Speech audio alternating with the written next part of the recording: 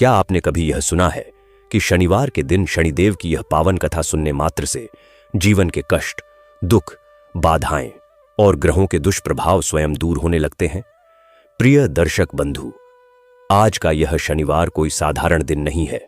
यह वह दिव्य क्षण है जब न्याय के देवता, कर्म फलदाता भगवान शनि अपने भक्तों के जीवन में नई दिशा, नया प्रकाश और नई ऊर्जा का संचार करते हैं। अक्सर लोग शनि को लेकर भय रखते हैं, परंतु सत्य यह है कि शनिदेव किसी को दंड देने के लिए नहीं आते। वे केवल मनुष्य को उसके कर्मों के अनुसार सही मार्ग दिखाते हैं। उनके आशीर्वाद से जीवन की रुकावटें दूर होती हैं, धन की हानि रुकती है, परिवार में शांति आती है और भाग्य की गति स्वयं तेज हो जाती है। दर्शक बंधु, एक क्षण अपने जीवन के बारे में सोचिए। कितनी ही बार आपने अनुभव किया होगा कि मेहनत करने के बाद भी सफलता हाथ से फिसल जाती है। घर में बिना कारण तनाव पनपने लगता है, व्यापार में नुकसान हो जाता है, पैसे आते हैं पर टिकते नहीं, और कई बार ऐसा लगता है कि जैसे अदृश्य बोझ मन पर बैठ गया हो। कई लोग इसे दुर्भाग्य मान लेते हैं, परंतु हमारे शास्त्र बताते हैं कि जब व्यक्ति कर्म सुधारने और भक्ति अपनाने का संकल्प लेता है, तब शनिदेव स्वयं उसके जीवन में शुभता के द्वार खोल देते हैं। शनिवार को श्रद्धा के साथ कथा सुनने से मन का बोझ हल्का होता है और जीवन की ठहरी ऊर्जा पुनः गति पकड़ने लगती है। ऐसा मानो भगवान शनि अपने दिव्य दंड से नहीं, बल्कि अपनी करुणा और न्याय की दृष्टि से आपके जीवन का अंधकार मिटा रहे हों। कई बार मनुष्य चिंताओं से घिरकर यह प्रश्न पूछता है, मेरी परेशानियां कब खत्म होंगी? मेरा पैसा क्यों नहीं टिकता? मेरे काम में रुकावटें क्यों आती हैं? कब मेरा भाग्य बदल जाएगा? शायद आज का यह शनिवार आपकी उन्हीं प्रार्थनाओं का उत्तर है। शनिदेव केवल ग्रहों के स्वामी नहीं, वे धैर्य, सत्य, न्याय, तपस्या और कर्म के देवता हैं। उनकी कृपा जिस पर बरस जाती है, उसका जीवन अंधकार से उजाले की ओर बढ़ने लगता है। इसलिए आज की कथा सिर्फ सुनने के लिए नहीं है, इसे आत्मा से महसूस करने के लिए है। प्रत्येक वचन, प्रत्येक प्रसंग आपके भीतर प्रकाश जगाने के लिए है। तो आइए, मन को शांत कीजिए, हृदय को भक्ति से भर लीजिए और शनिवार की इस पवित्र घड़ी में शनिदेव के पावन नाम का स्मरण करते हुए इस दिव्य कथा की शुरुआत करते हैं। परंतु आगे बढ़ने से पहले यह एक आवश्यक बात जान लें। पवित्र कथा को बीच में छोड़ना शास्त्रों में उचित नहीं माना गया है। कहा गया है कि जो कथा को अधूरा छोड़ देता है वह न पुण्य प्राप्त करता है और न ज्ञान। शनिवार की कथा विशेष रूप से महत्वपूर्ण है, क्योंकि यह वह दिन है जब शनिदेव अपने भक्तों के कर्मों का लेखा जोखा देखते हैं और मन की शुद्धि के अनुसार आशीर्वाद प्रदान करते हैं। यदि आप इस कथा को श्रद्धा के साथ अंत तक सुनेंगे तो निश्चित ही इसके फल आपके जीवन में प्रकट होंगे, क्योंकि जो शनिदेव की कथा सुनता है उसके दुख कम होने लगते हैं, उसकी बाधाएं टूटती हैं, उसकी किस्मत जागती है और उसके घर में स्थिरता, शांति और समृद्धि प्रवेश करती है। दर्शक बंधु, जो व्यक्ति इस पवित्र कथा को स्वयं सुनता है उसे पुण्य मिलता है, और जो इसे दूसरों तक पहुंचाता है उसके जीवन में शनिदेव की कृपा कई गुना बढ़ जाती है। इसीलिए इस वीडियो को प्रेम से लाइक करें, अपने परिवार और मित्रों के साथ साझा करें और हमारे चैनल सनातन आराध्या को सब्सक्राइब करना न भूलें, ताकि हर शनिवार आपको शनिदेव की दिव्य कथाएं और जीवन बदल देने वाले संदेश प्राप्त होते रहे। तो आइए, श्रद्धा, विश्वास और भक्ति के साथ शनिदेव का स्मरण करते हुए इस पावन शनिवार की कथा की शुरुआत करते हैं। प्राचीन काल में एक विजयनगर नाम का एक राज्य हुआ करता था। उस राज्य पर महाराज विक्रम का राज हुआ करता था। वह हमेशा अपने राज्य में शिकार करते थे। वह पशु पक्षियों को हमेशा मार दिया करते थे। उनकी यह आदत उनकी प्रजा को पसंद नहीं थी, पर वह करते तो करते। क्या वह महाराज का कुछ नहीं कर सकते थे? वह मन ही मन सोचते थे, यह कब इनका राज्य का शासन खत्म होगा। राजा के 2 रानियां थीं। दोनों के 3-3 लड़के थे, जो कि उनके पिता से मिलता जुलता एक भी गुण नहीं था। वह हमेशा अपनी प्रजा की सेवा करते और उनकी जरूरतें पूरी करते थे। महाराजा को बिना बताए वह हमेशा दूसरों की मदद करने में आगे रहते थे। महाराज के सारे लड़कों को पेड़ पौधों, पंछियों से बहुत लगाव था, पर वह अपने पिता के इस व्यवहार से बहुत दुखी रहते थे। अब करते तो करते क्या, वह हमेशा भगवान शनिदेव की पूजा करते थे और कहते थे, हे भगवान, मेरे पिता की यह भूल चूक को माफ करना। मेरे पिता से जो गलती हुई है उस सब गलती की क्षमा हमसे हो, हम मांगते हैं। एक समय की बात है, महाराजा शिकार पर निकले। उनके शिकार के पहले ही शनिदेव का वाहन कौवा दिखाई दिया। महाराजा ने तीर निकाला और कौवे को मार दिया, जिससे कौवे की वहीं मौत हो गई। पर महाराजा को कोई अफसोस नहीं हुआ। जब शनिदेव को पता चला तो उन्होंने महाराज को सबक सिखाने का निर्णय लिया। देखिए भक्तों, जब न्याय के देवता शनि देवता का अपमान होता है तो वे कितना भयंकर रूप धारण कर लेते हैं। उन्होंने सोचा, महाराज विक्रम, तुम्हारा अहंकार अब टूटना चाहिए, तुम्हारी आंखें खुलनी चाहिए। उसी रात महाराज विक्रम को एक डरावना सपना आया। सपने में एक काले वस्त्र धारण किए हुए गंभीर मुद्रा वाले तेजस्वी पुरुष ने उनसे कहा, हे राजन, तुमने मेरे प्रिय वाहन, मेरे संदेशवाहक का वध कर डाला। तुम्हारे अहंकार और निर्दयता की सीमा हो चुकी है। अब तुम्हें अपने कर्मों का फल भोगना पड़ेगा। तुम्हारे राज्य में ऐसी विपत्तियां आएंगी जिन्हें देखकर तुम्हारा हृदय द्रवित हो उठेगा। जब तक तुम्हारी आंखों से अहंकार के सारे आंसू नहीं निकल जाते, जब तक तुम्हारे हृदय से दया और करुणा का स्रोत नहीं फूटता, तब तक यह दुख दारिद्र्य तुम्हारा पीछा नहीं छोड़ेगा।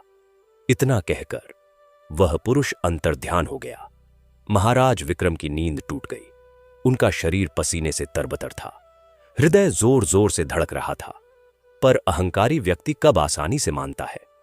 उन्होंने सपने को महज एक बुरे स्वप्न समझकर टाल दिया। लेकिन भक्तों, जब देवता चेतावनी देते हैं तो वह सच होकर रहती है। अगले दिन से ही विजयनगर राज्य में अजब गजब घटनाएं होने लगीं। राज्य का सबसे बड़ा और पवित्र सरोवर, जिसमें कभी पानी की कमी नहीं होती थी, वह सूखने लगा। धीरे धीरे उसका पानी सड़ने लगा, उसमें से दुर्गंध आने लगी। फिर अचानक एक दिन वह पूरा का पूरा सूख गया। उस सरोवर के सूखते ही राज्य में जल संकट शुरू हो गया। कुओं का पानी कम होने लगा, नदियों का जल स्तर गिरने लगा, लोग पानी के लिए तरसने लगे। फिर दूसरी विपत्ति आई। राज्य के खेतों में लगी फसलें, जो हरी भरी और स्वस्थ थीं, वह रातों रात सूखने लगीं। ऐसा लगने लगा मानो किसी ने उन पर जलती हुई आग की बौछार कर दी हो। पत्तियां पीली पड़कर झड़ने लगीं। फसलें बिना पकी ही सूखकर नष्ट हो गईं। किसानों की आंखों में आंसू थे, उनकी मेहनत पर पानी फिर गया था। राज्य में अनाज का संकट पैदा हो गया। इन सब के बीच महाराज विक्रम का स्वभाव और भी क्रूर होता जा रहा था। वह प्रजा की पीड़ा को देखकर भी नहीं देखते थे। उनका मानना था कि यह सब प्रकृति का खेल है और यह समय बदल जाएगा। पर समय बदलने की बजाय स्थिति और भी भयानक होती गई। राज्य में एक अजीबोगरीब बीमारी फैलनी शुरू हो गई। लोगों के शरीर पर काले नीले निशान पड़ने लगे। वे कमजोर होकर चलने फिरने में असमर्थ हो जाते। वैद्य और हकीम सब उपचार करते, पर कोई लाभ नहीं होता। यह बीमारी तेजी से फैल रही थी। लोग दर्द से कराहते, पर कोई मरता नहीं था, बस जीवन भर की पीड़ा झेलता था। राज्य में हाहाकार मच गया। प्रजा में डर बैठ गया। लोग अपने घरों से निकलने से भी डरने लगे। बाजारों में उदासी छा गई। गांव और नगर सुनसान होने लगे। हर तरफ दुख, पीड़ा और निराशा का वातावरण था। महाराज के 6 पुत्र इस सब से बहुत दुखी थे। वे रोजाना अपने महल के गुप्त मंदिर में इकट्ठा होते, भगवान शनिदेव की मूर्ति के सामने हाथ जोड़कर प्रार्थना करते। उनमें सबसे बड़े पुत्र युवराज अमर ने एक दिन कहा, भाइयों, हमारे पिता की गलती से पूरा राज्य दंड भुगत रहा है। हमें कुछ करना चाहिए। हमें भगवान शनिदेव को प्रसन्न करने के लिए कोई कठोर तप करना चाहिए। सभी भाइयों ने इस बात को सहमति से स्वीकार किया। उन्होंने निश्चय किया कि वे राजमहल छोड़कर जंगल में चले जाएंगे और वहां कठोर तपस्या करेंगे, ताकि प्रभु की कृपा से उनके पिता और उनके राज्य को इस संकट से मुक्ति मिले। एक रात चुपचाप बिना किसी को बताए 6 राजकुमार महल से निकल पड़े। उन्होंने सादे वस्त्र पहने, अपने सिर के मुकुट और राजसी आभूषण सब वहीं छोड़ दिए। वे दूर एक घने जंगल की ओर चल पड़े, जहां पर एक पुराना उपेक्षित शनि मंदिर था। वह मंदिर टूटा फूटा था, उसमें जंगली पौधे उगाए थे, पर राजकुमारों ने हिम्मत नहीं हारी। उन्होंने मंदिर की सफाई की, उसे साफ किया और वहीं रहकर तपस्या शुरू कर दी। उनका तप अद्भुत था। वे दिन में केवल एक बार जंगली फल खाते, कभी कभी केवल पानी पीकर ही रह जाते। सुबह सूर्योदय से पहले उठकर वे ठंडे पानी से स्नान करते और फिर शनिदेव की प्रतिमा के सामने बैठकर ध्यान लगाते। वे एयुएम शम शणैश्चराय नमः मंत्र का जाप करते रहते। उनकी भक्ति इतनी गहरी थी कि जंगल के पशु पक्षी भी उनके पास आकर बैठ जाते, मानो उनकी तपस्या में सहभागी बन रहे हों। इधर राजमहल में जब राजा और रानियों को पता चला कि उनके सभी पुत्र गायब हैं, तो हड़कंप मच गया। महाराज विक्रम पहली बार अपने जीवन में व्याकुल हुए। उन्होंने पूरी सेना को खोजने के लिए भेजा, पर राजकुमारों का कहीं पता नहीं चला। रानियां रो रोकर अपना सारा सुहाग गंवा बैठीं। उन्होंने खाना पीना छोड़ दिया। महाराज विक्रम अब अकेले पड़ गए थे। राज्य में संकट, महल में उदासी और अब पुत्रों का लोभ। उनका अहंकार धीरे धीरे टूटने लगा। वे महल की छत पर टहलते, उस सूखे सरोवर की ओर देखते जहां कभी उन्होंने असंख्य पक्षियों का शिकार किया था। उनके मन में पहली बार पश्चाताप की भावना जागी, पर अभी भी वे पूरी तरह नहीं मान रहे थे। जबकि जंगल में राजकुमारों की तपस्या जारी थी, एक दिन युवराज अमर ने देखा कि मंदिर के सामने एक बूढ़ा कौवा आकर बैठ गया है। वह कौवा साधारण नहीं लग रहा था। उसकी आंखों में एक अलौकिक चमक थी।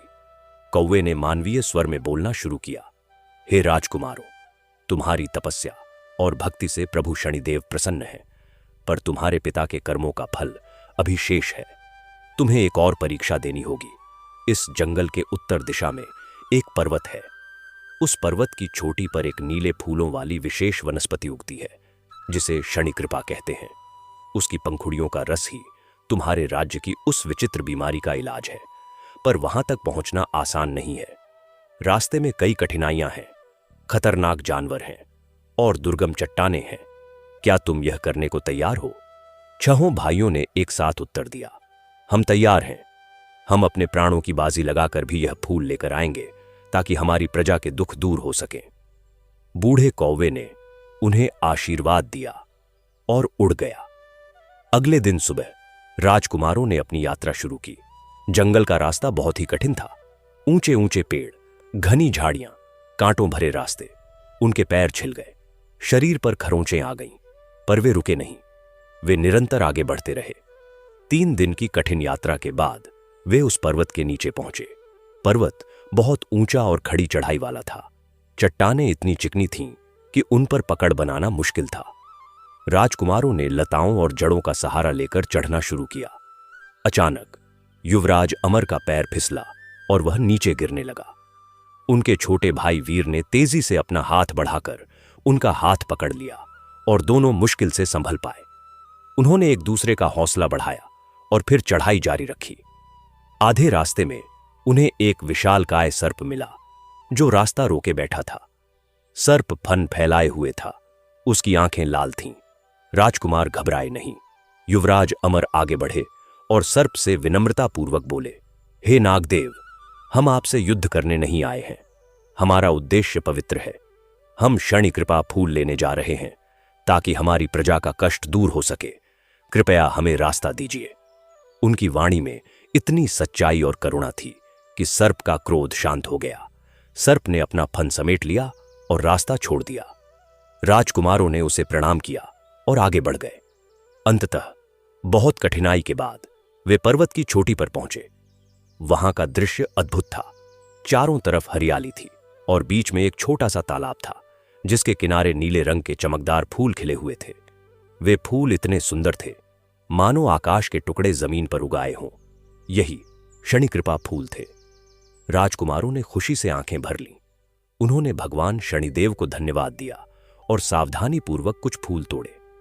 फूलों को तोड़ते ही एक आश्चर्यजनक घटना हुई। तालाब के पानी से एक ज्योति प्रकट हुई और एक गंभीर स्वर गूंजा, तुम सभी सच्चे भक्त हो। तुम्हारी निष्ठा और तुम्हारे त्याग ने मुझे प्रसन्न कर दिया है। जाओ, इन फूलों का रस अपनी प्रजा को पिलाओ, उनका कष्ट दूर हो जाएगा। और अपने पिता से कहना, उनका अहंकार अब टूट चुका है। उन्हें अब न्याय के मार्ग पर चलना होगा। राजकुमारों ने ज्योति को प्रणाम किया और वापस लौटने की यात्रा शुरू की। लौटते समय रास्ता उन्हें आसान लगने लगा, मानो कोई अदृश्य शक्ति उनकी रक्षा कर रही हो। जब वे जंगल से बाहर निकले और राज्य की ओर बढ़े तो देखा कि स्थिति और भी विकट हो चुकी है। लोग भूखे प्यासे, बीमार और निराश घूम रहे थे। वे सीधे राजधानी पहुंचे। लोगों ने जब अपने राजकुमारों को सादे वस्त्रों में, थके हुए पर हाथ में चमकदार नीले फूल लिए देखा तो उनमें एक आशा की किरण जगी। राजकुमारों ने तुरंत एक बड़ा बर्तन लिया, उसमें पानी भरा और फूलों को उसमें मसलकर उसका रस निकाला। फिर उस जल को छोटे छोटे प्यालों में बांटकर बीमार लोगों को पिलाना शुरू किया। चमत्कार हुआ भक्तों, जिसने भी वह जल पिया उसके शरीर के काले निशान धीरे धीरे फीके पड़ने लगे और गायब हो गए। शरीर की पीड़ा दूर हो गई, लोगों में नई ऊर्जा आ गई। वे उठकर बैठने लगे, चलने फिरने लगे। खुशी की लहर पूरे नगर में फैल गई। यह खबर जंगल की आग की तरह फैल गई और दूर दूर के गांवों से लोग इलाज के लिए आने लगे। राजकुमारों ने लगातार कई दिनों तक काम किया, बिना थके, बिना रुके, और हजारों लोगों को उस पवित्र जल से स्वस्थ किया। उनकी इस सेवा और प्रेम को देखकर पूरी प्रजा का हृदय उनके लिए श्रद्धा से भर उठा। इधर महाराज विक्रम ने भी अपने महल की खिड़की से यह सब देखा। उन्होंने देखा कि जिन लोगों को वह मरा हुआ समझ बैठे थे वे स्वस्थ होकर नाच रहे हैं, गा रहे हैं। उन्होंने देखा कि उनके पुत्र, जिन्हें वह कमजोर समझते थे, वे कितनी निस्वार्थ भाव से सेवा कर रहे हैं। उसी समय आकाश में काले बादल घिर आए और भयंकर गर्जन होने लगा। बिजली चमकने लगी और तभी महाराज विक्रम के सामने, उनके सिंहासन के ठीक सामने, भगवान शनिदेव प्रकट हुए। उनका रूप भयानक और दिव्य दोनों था। उनके हाथ में गदा थी, नेत्रों में तेज था। महाराज विक्रम का सारा अहंकार एक क्षण में चूर चूर हो गया। वे सिंहासन से उतरकर सीधे जमीन पर गिर पड़े और शनिदेव के चरणों में सिर रखकर फूट फूट कर रोने लगे। उन्होंने कहा, हे प्रभु, मैं पापी हूं, मैं अहंकारी हूं। मैंने निर्दोष प्राणियों की हत्या की। मैंने प्रजा के दुख को नहीं समझा। मैंने आपके संदेशवाहक का वध किया। मैं दंड के योग्य हूं।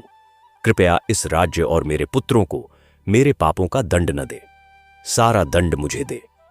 मैं अपना सब कुछ त्यागने को तैयार हूं। महाराज विक्रम के आंसू बह रहे थे। उनका हृदय पिघल रहा था। भगवान शनिदेव की कठोर मुद्रा धीरे धीरे शांत होने लगी। उन्होंने कहा, राजन, न्याय के सिद्धांत अनमोल हैं। तुमने पाप किया है, इसलिए दंड मिला। पर अब जब तुम्हारे हृदय में सच्चा पश्चाताप है, तुम्हारे पुत्रों की निष्काम भक्ति और सेवा ने तुम्हारे पापों का कुछ भार कम कर दिया है। अब सुनो, तुम्हारा दंड अभी पूरा नहीं हुआ है। तुम्हें 7 वर्षों तक इस राज्य का त्याग करना होगा। तुम वन में जाओगे और एक साधारण व्यक्ति की तरह रहोगे। तुम्हारे इन पुत्रों में से 2, युवराज अमर और राजकुमार वीर, मिलकर इस राज्य का शासन संभालेंगे। 7 वर्ष बाद जब तुम वापस लौटोगे, तब देखा जाएगा कि तुम्हारे हृदय में वास्तव में परिवर्तन आया है या नहीं। महाराज विक्रम ने शीश झुकाकर आज्ञा स्वीकार कर ली। उन्होंने तुरंत अपना मुकुट उतार दिया, राजसी वस्त्र त्याग दिए और साधारण कपड़े पहन लिए। उन्होंने अपने पुत्रों को आशीर्वाद दिया और राज्य से बाहर वन की ओर चल पड़े। उनके जाते ही आश्चर्यजनक रूप से आकाश साफ हो गया और मीठी बूंदाबांदी होने लगी। यह वर्षा अमृत के समान थी। जहां जहां पानी की बूंदें गिरीं, वहां सूखी धरती में हरियाली दिखने लगी। सूखा हुआ सरोवर धीरे धीरे पानी से भरने लगा। खेतों में नई कोंपलें फूटने लगीं। पूरा राज्य एक नए जीवन की ओर बढ़ने लगा। युवराज अमर और राजकुमार वीर ने मिलकर राज्य का शासन संभाला। उन्होंने पहला काम यह किया कि पूरे राज्य में शिकार पर पूर्ण प्रतिबंध लगा दिया। पशु पक्षियों की रक्षा के कठोर कानून बनाए। उन्होंने जलाशयों का निर्माण करवाया, किसानों को बीज और सहायता दी। वे खुद प्रजा के बीच जाते, उनकी समस्याएं सुनते। उनके शासन में विजयनगर फिर से फलने फूलने लगा। समृद्धि लौट आई, लोग सुखी और संतुष्ट थे। राजकुमारों ने एक भव्य शनि मंदिर का निर्माण करवाया, जहां नियमित रूप से पूजा अर्चना होती थी। 7 वर्ष बीत गए। महाराज विक्रम वन से लौटे। उनका रूप पूरी तरह बदल चुका था। अहंकार और क्रूरता के स्थान पर उनके चेहरे पर शांति और विनम्रता थी। उनके हाथ में एक लाठी थी और कंधे पर एक तुम्बा। जिसमें वे भिक्षा का अनाज रखते थे। वे सीधे नए बने शनि मंदिर गए और वहां घंटों तक ध्यान मग्न रहे। जब वे महल पहुंचे तो उन्होंने देखा कि राज्य पहले से कहीं अधिक समृद्ध और खुशहाल है। उनके पुत्रों ने उनका भव्य स्वागत किया, पर महाराज विक्रम ने कहा, पुत्रों, मैं अब राजा बनना नहीं चाहता। मैंने अपना जीवन प्रभु की भक्ति और प्रजा की सेवा में लगाने का निश्चय किया है। तुम लोग शासन अच्छा चला रहे हो, तुम ही चलाते रहो। तभी मंदिर से एक ज्योति पुनः प्रकट हुई और भगवान शनिदेव की वाणी सुनाई दी, विक्रम, तुम्हारा पश्चाताप सच्चा है और तुम्हारा परिवर्तन स्थायी है। तुम्हारी परीक्षा पूरी हुई। अब तुम इस राज्य के सलाहकार बनो, अपने पुत्रों का मार्गदर्शन करो और सुनो, जो कोई भी इस कथा को श्रद्धापूर्वक सुनेगा, जो भी मेरी विधिवत पूजा करेगा और न्याय के मार्ग पर चलेगा, उसके सभी कष्ट दूर होंगे। अकारण डर, दरिद्रता और बाधाएं उससे दूर रहेंगी। मेरी कृपा सदा उस पर बनी रहेगी। इतना कहकर ज्योति अंतर्ध्यान हो गई। महाराज विक्रम ने आजीवन एक साधु की तरह रहकर अपने पुत्रों को शासन में सलाह दी। विजयनगर राज्य लंबे समय तक धर्म, न्याय और समृद्धि का केंद्र बना रहा। और हे श्रोताओं, इस कथा से हमें यह शिक्षा मिलती है कि अहंकार मनुष्य का सबसे बड़ा शत्रु है। प्रकृति और निर्दोष प्राणियों के प्रति दया रखना हमारा कर्तव्य है। भगवान शनिदेव न्याय के देवता हैं। वे किसी को दंड देकर पीड़ित करना नहीं चाहते, बल्कि हमें सही मार्ग दिखाना चाहते हैं। सच्ची भक्ति, सेवा और पश्चाताप से उनकी कृपा अवश्य प्राप्त होती है। पर भक्तों, कहानी यहीं खत्म नहीं होती। जो ज्योति अंतर ध्यान हुई, उसके पीछे एक और गहरा रहस्य था। उस दिन के बाद महाराज विक्रम ने वास्तव में अपना जीवन पूरी तरह बदल दिया। वे अब महल के भव्य कक्षों में नहीं सोते थे, बल्कि महल के बगीचे में ही एक कुटिया बनवाकर रहने लगे। उनकी दिनचर्या सूर्योदय से पहले शुरू हो जाती। वे सबसे पहले नदी में स्नान करते, फिर साधारण सफेद वस्त्र धारण करके सीधे शनि मंदिर पहुंच जाते। वहां वे घंटों ध्यान में बैठे रहते। केवल ध्यान ही नहीं, वे मंदिर की सफाई स्वयं करते, फर्श पर पानी छिड़कते, फूल चढ़ाते, दीपक जलाते। उनके हाथों में अब तीर धनुष की जगह फूलमाला और झाड़ू थी। यह देखकर राजमहल के सभी सेवक हैरान रह जाते। वे कहते, महाराज तो पूरी तरह बदल गए हैं। पहले जहां उनके हाथ में हमेशा तलवार या धनुष रहता था, आज वहीं हाथ प्रार्थना में जुड़े रहते हैं। लेकिन महाराज विक्रम का परिवर्तन केवल बाहरी नहीं था, उनके मन के भीतर एक क्रांति हो रही थी। अब जब वे अपने बगीचे में बैठते तो पक्षियों की चहचहाहट सुनते। पहले वे इन्हीं पक्षियों का शिकार करते थे। अब वे अनाज के दाने अपनी हथेली में लेकर बैठ जाते और पक्षी उनकी हथेली से दाना चुगते। कभी कभी तो मोर आकर उनके पास नाचने लगते। वे इन प्राणियों की आंखों में देखते और उनकी आंखों में अपना प्रतिबिंब देखकर रो पड़ते।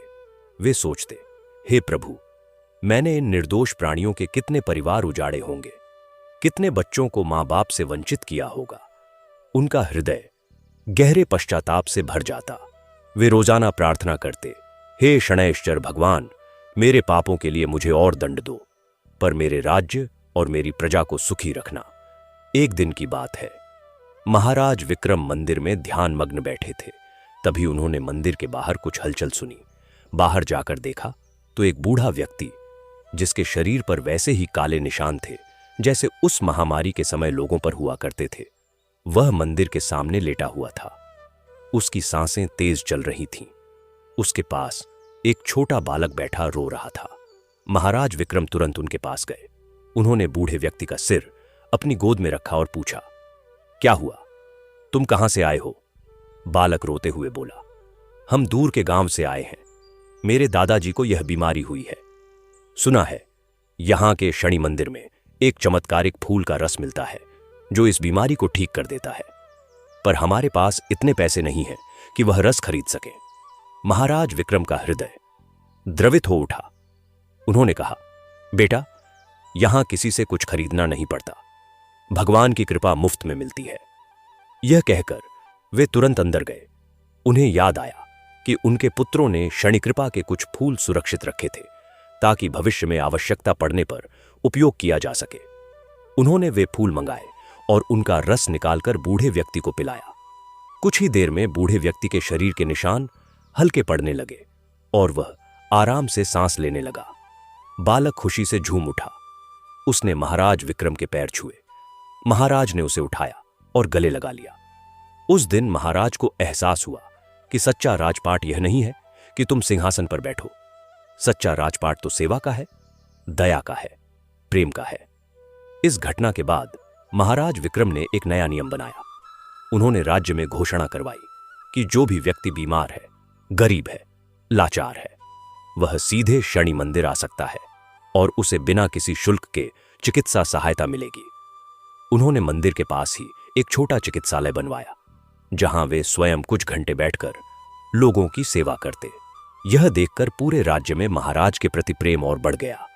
लोग कहते, सचमुच महाराज तो अवतारी पुरुष बन गए हैं।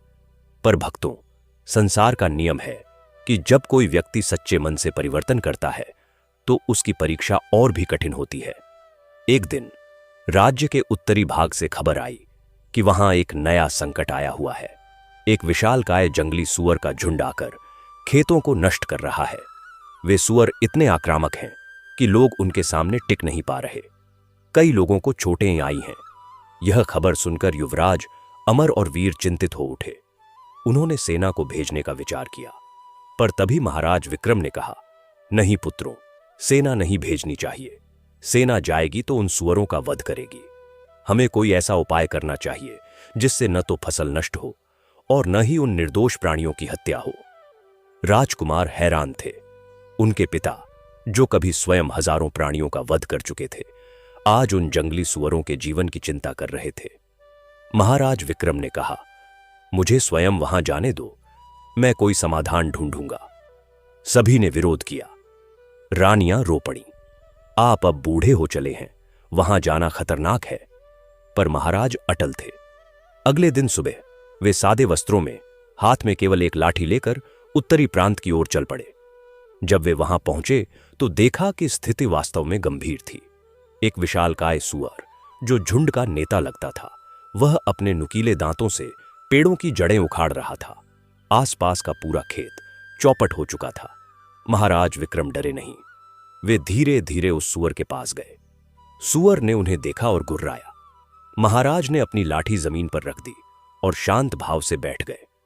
उन्होंने मन ही मन शनिदेव को याद किया। फिर वे बोले, मानो सुअर उनकी बात समझ सकता हो, हे जंगल के राजन, मैं तुमसे युद्ध करने नहीं आया हूं, मैं समझौता करने आया हूं। तुम्हें और तुम्हारे परिवार को भूख लगती है, इसलिए तुम खेतों पर आते हो, पर तुम्हारे खाने से इन किसानों का जीवन नष्ट हो रहा है। आओ, हम एक रास्ता निकालते हैं। ऐसा कहकर महाराज विक्रम ने अपने थैले से कुछ फल और रोटी निकाली, जो उन्होंने साथ लाए थे, और सुअर के सामने रख दी। सुअर ने सूंघा और खाने लगा। महाराज ने देखा कि सुअर के शरीर पर कहीं कहीं घाव है, शायद किसी शिकारी के तीर से लगे हुए। महाराज ने धीरे से अपने वस्त्र का एक टुकड़ा फाड़ा और पास के तालाब से पानी लाकर सुअर के घाव साफ किए। यह देखकर सुअर का आक्रामक व्यवहार शांत हो गया। वह महाराज के पास लेट गया, मानो उनकी सेवा को स्वीकार कर रहा हो। महाराज विक्रम ने फिर गांव वालों को बुलाया। उन्होंने कहा, इन प्राणियों का भी इस धरती पर अधिकार है। हम उनके जंगल काटकर अपने खेत बना लेते हैं, फिर जब वे भूखे हमारे खेतों में आते हैं तो उन्हें मार देते हैं। यह उचित नहीं है। मैं प्रस्ताव करता हूं कि जंगल के किनारे एक विशेष भूखंड पर इन जंगली प्राणियों के लिए भोजन उगाया जाए। वहां मोटे अनाज, कंदमूल लगाए जाएं, ताकि ये प्राणी वहां आकर खा सकें और हमारे मुख्य खेतों को नुकसान न पहुंचाएं। गांव वाले महाराज के इस प्रस्ताव से सहमत हुए। उन्होंने जंगल की सीमा पर एक बाड़ा बनाया और वहां विशेष फसलें उगाईं। जब सुअरों का झुंड वहां आया तो उसे भरपूर भोजन मिला। धीरे धीरे वे मुख्य खेतों की ओर आना बंद हो गए। इस तरह बिना किसी हिंसा के समस्या का समाधान हो गया। यह खबर पूरे राज्य में फैल गई। लोग महाराज विक्रम की बुद्धिमत्ता और दयालुता की प्रशंसा करने लगे। वे कहते, पहले महाराज तीर से समस्याओं का समाधान करते थे, आज प्रेम और बुद्धि से करते हैं। सचमुच भगवान शनिदेव की कृपा का यह चमत्कार है। इस घटना के बाद महाराज विक्रम ने एक और महत्वपूर्ण कार्य किया। उन्होंने अपने जीवन के अंतिम दिनों में एक विस्तृत प्राणी दया अधिनियम लागू करवाया। इस कानून के अनुसार राज्य में किसी भी निर्दोष पशु पक्षी का वध करना दंडनीय अपराध होगा। जंगलों को संरक्षित क्षेत्र घोषित किया गया। शिकार पर पूर्ण प्रतिबंध लगा दिया गया। पशु चिकित्सालय खोले गए। यह कानून केवल कागज पर नहीं था, इसका पालन सख्ती से होता था। महाराज स्वयं छापे मारते, देखते कि कहीं कोई गुप्त शिकार तो नहीं कर रहा। ऐसा करने वाला वह पहला राज्य था जहां प्राणियों के अधिकारों को कानूनी मान्यता मिली। समय बीतता गया। महाराज विक्रम की आयु अब ढलान पर थी। एक दिन वे मंदिर में ध्यान कर रहे थे कि अचानक उन्हें एक दिव्य दृष्टि दिखाई दी। उन्होंने देखा कि वही कौवा जिसे उन्होंने मारा था अब स्वर्ग में एक दिव्य पक्षी के रूप में विराजमान है। उस कौवे ने मानवीय स्वर में कहा, महाराज विक्रम, तुम्हारे पश्चाताप और परिवर्तन ने न केवल तुम्हारे पाप धो दिए, बल्कि मुझे भी एक उच्च लोक प्राप्त हुआ है। तुमने मुझे मुक्ति दिलाई। अब तुम्हारा शरीर थक गया है। तुम्हारा कार्य पूरा हुआ। तुम्हारे पुत्र और पौत्र इस राज्य को और भी ऊंचाइयों पर ले जाएंगे। यह दृष्टि समाप्त होते ही महाराज विक्रम ने अपने पुत्रों को बुलाया। उन्होंने कहा, पुत्रों, अब मेरा समय पूरा हुआ। मैंने जो कुछ भी किया वह भगवान शनिदेव की कृपा से ही संभव हुआ। तुम लोग इस परंपरा को आगे बढ़ाना, कभी भी अहंकार में न आना। न्याय और दया ही सच्चा राजधर्म है। इतना कहकर उन्होंने अपनी आंखें मूंद ली। उसी क्षण मंदिर से एक तेज प्रकाश निकला और महाराज विक्रम का शरीर दिव्य ज्योति में परिवर्तित होकर अंतर्ध्यान हो गया। केवल उनके वस्त्र और लाठी वहीं रह गए। पूरे राज्य में सुगंधित पुष्पों की वर्षा हुई। आकाश से शंख और घंटियों की ध्वनि सुनाई दी। सभी जान गए कि महाराज विक्रम को शनिदेव ने सीधे अपने धाम बुला लिया है। महाराज विक्रम के पश्चात युवराज अमर राजा बने। उन्होंने अपने पिता की शिक्षाओं को पूरी तरह से आत्मसात किया। उनके शासनकाल में विजयनगर और भी खूब फला फूला। व्यापार बढ़ा, कला संस्कृति का विकास हुआ और सबसे बढ़कर प्रजा में सुख शांति और संतोष का वातावरण रहा। राजा अमर ने एक धर्म संसद का गठन किया, जहां विभिन्न धर्मों और मतों के विद्वान आकर ज्ञान का आदान प्रदान करते थे। उन्होंने विद्या के केंद्र खोले, जहां न केवल राजकुमार बल्कि सामान्य गरीब बच्चे भी शिक्षा प्राप्त कर सकते थे। लेकिन भक्तों, कथा यहीं नहीं रुकती। राजा अमर के दो पुत्र हुए, शांतनु और विजय। शांतनु अपने दादा महाराज विक्रम की तरह ही शांत और धर्मपरायण थे, जबकि विजय में कुछ उनके पितामह के पुराने गुण आ गए थे। जल्दबाजी, कुछ अहंकार और अधीरता। एक बार विजय अपने मित्रों के साथ शिकार पर निकला। राज्य में शिकार पर प्रतिबंध था, पर युवराज होने के नाते उसने सोचा कि उस पर कोई कानून लागू नहीं होता। उसने जंगल में एक हिरण का शिकार किया। जब राजा अमर को इस बात का पता चला तो वे बहुत क्रोधित हुए। उन्होंने विजय को दरबार में बुलाया और सबके सामने कहा, तुमने राज्य का कानून तोड़ा है। तुम पर वही दंड लागू होगा जो किसी और पर लागू होता। दरबार में सन्नाटा छा गया। मंत्रीगण हक्के बक्के रह गए। उन्होंने कहा, महाराज, यह तो युवराज हैं, भविष्य के राजा। इनसे छोटी सी भूल हो गई, माफ कर दीजिए। पर राजा अमर अटल थे। उन्होंने कहा, न्याय में किसी के लिए छूट नहीं होती। मेरे पिता ने मुझे यही सिखाया था। उन्होंने विजय को 1 माह के लिए राजमहल से निर्वासित कर दिया और उसे जंगल के पास बने एक आश्रम में रहकर सेवा करने का आदेश दिया। विजय को बहुत क्रोध आया। उसने सोचा, मेरे ही पिता मेरे साथ इतना कठोर व्यवहार कर रहे हैं। वह आश्रम में तो गया, पर मन से विद्रोही बना रहा। आश्रम के महंत बहुत ही ज्ञानी और सरल स्वभाव के थे। उन्होंने विजय को कोई कठोर कार्य नहीं दिया, बल्कि उसे पशु पक्षियों की देखभाल का काम सौंपा। विजय को यह काम बहुत हीन लगा। वह रोजाना बड़े असंतोष के साथ काम करता। एक दिन आश्रम के बगीचे में एक हिरण का बच्चा आ घुसा, जिसका पैर घायल था। विजय ने उसे देखा तो उसके मन में पहली बार दया की भावना जगी। वह उस हिरण के बच्चे के पास गया। हिरण का बच्चा डर गया, पर विजय ने धीरे से उसके घाव पर हल्दी और तुलसी का लेप लगाया, उसे पानी पिलाया। कुछ दिनों में हिरण का बच्चा ठीक हो गया और विजय का मित्र बन गया। वह उसके पीछे पीछे घूमता। इस घटना ने विजय के हृदय में परिवर्तन ला दिया।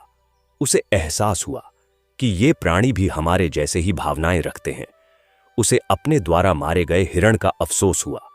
उसने आश्रम के महंत से कहा, गुरुदेव, मैंने बहुत बड़ा पाप किया है, मुझे क्षमा कर दो। महंत ने मुस्कुराते हुए कहा, पुत्र, जिस दिन तुम्हें अपनी गलती का एहसास हो गया उसी दिन तुम माफ हो गए। भगवान शनिदेव न्याय के देवता हैं, वे कभी किसी के पश्चाताप को निरर्थक नहीं जाने देते। महंत ने उसे शनिदेव की कथा सुनाई, उनके मंत्र बताए। विजय ने पूरे मन से भक्ति शुरू कर दी। 1 माह बाद जब वह लौटकर महल आया तो वह पूरी तरह बदला हुआ था। उसने अपने पिता के चरण छुए और कहा, पिताजी, आपने मुझे सही मार्ग दिखाया। अब मैं समझ गया हूं कि न्याय और दया ही सच्चा शासन है। राजा अमर ने खुशी से उसे गले लगा लिया। उस दिन से विजय ने खुद को प्राणी कल्याण के कार्यों में लगा दिया। उसने राज्य में पशु आहार केंद्र बनवाए, जहां सर्दियों में जानवरों के लिए चारा और पानी की व्यवस्था रहती। उसने पक्षियों के लिए घोंसले बनवाए। धीरे धीरे पूरा राज्य परिवार फिर से एक आदर्श बन गया। समय ने करवट ली।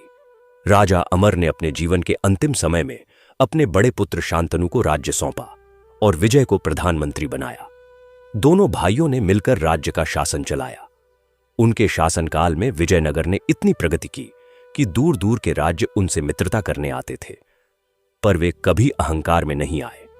हर विजय के बाद वे सीधे शनि मंदिर जाते और प्रभु को धन्यवाद देते। उन्होंने एक भव्य शनि तीर्थ का निर्माण करवाया, जहां हर साल लाखों भक्त आते थे। उस तीर्थ में एक विशाल घंटा था, जिसे हर शनिवार को बजाया जाता था। मान्यता थी कि उस घंटे की आवाज सुनने मात्र से शनिदेव की कृपा प्राप्त होती है।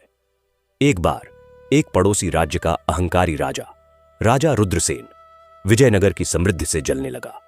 उसने विजयनगर पर आक्रमण करने की योजना बनाई। उसकी विशाल सेना ने विजयनगर की सीमा पर डेरा डाल दिया। जब यह खबर राजा शांतनु को मिली तो वे चिंतित हो गए। उन्होंने युद्ध से बचने के लिए राजा रुद्रसेन के पास संदेश भेजा, हम युद्ध नहीं चाहते, हम शांति से रहना चाहते हैं। आइए बातचीत से समस्या का हल निकालें। पर राजा रुद्रसेन ने उनका प्रस्ताव ठुकरा दिया। उसने कहा, या तो आत्मसमर्पण करो या युद्ध के लिए तैयार हो जाओ।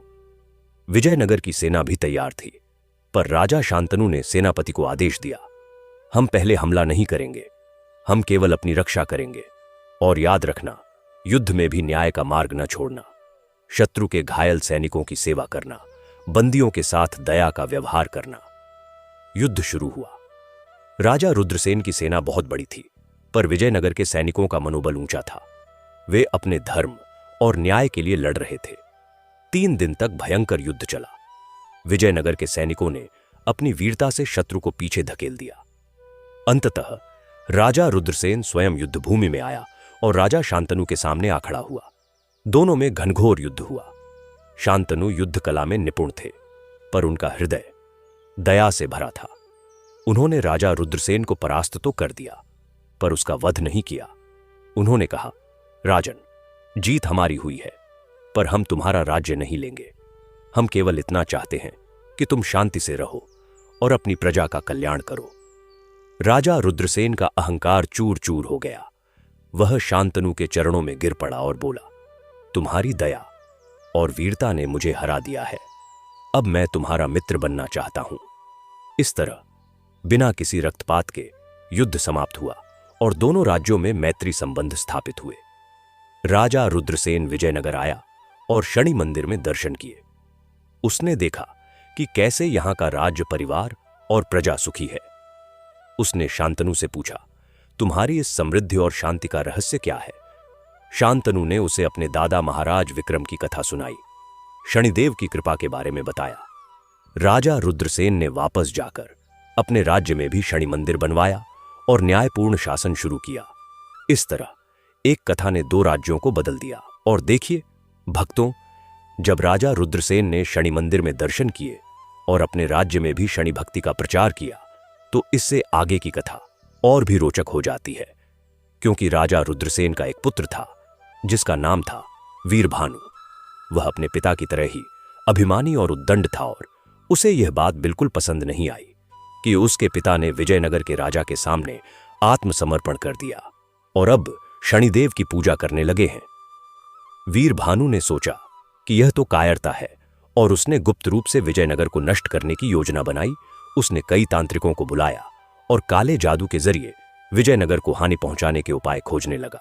लेकिन भक्तों, यहां यह समझना जरूरी है कि जहां शनिदेव की कृपा हो वहां किसी भी प्रकार के काले जादू का असर नहीं हो सकता। जब वीर भानु के तांत्रिकों ने अपने मंत्रों और तंत्रों से विजयनगर पर आक्रमण करने का प्रयास किया तो सारे जतन विफल हो गए, क्योंकि विजयनगर के ऊपर शनिदेव की कृपा की एक अदृश्य रक्षा छत्र थी जो किसी भी नकारात्मक शक्ति को अंदर प्रवेश नहीं करने देती थी। वीर भानु को जब यह पता चला तो उसने एक और चाल चली। उसने विजयनगर के कुछ लालची व्यापारियों को अपने जाल में फंसाया और उनके जरिए विजयनगर के खाद्य भंडारों में विष मिलवाने की कोशिश की। लेकिन ऐसा करने से पहले ही उन व्यापारियों के मन में अचानक पश्चाताप की भावना जाग उठी और उन्होंने यह बात राजा शांतनु को जा बताई। राजा शांतनु ने उन्हें क्षमा कर दिया और कहा कि पश्चाताप करने वाले को भगवान भी क्षमा कर देते हैं।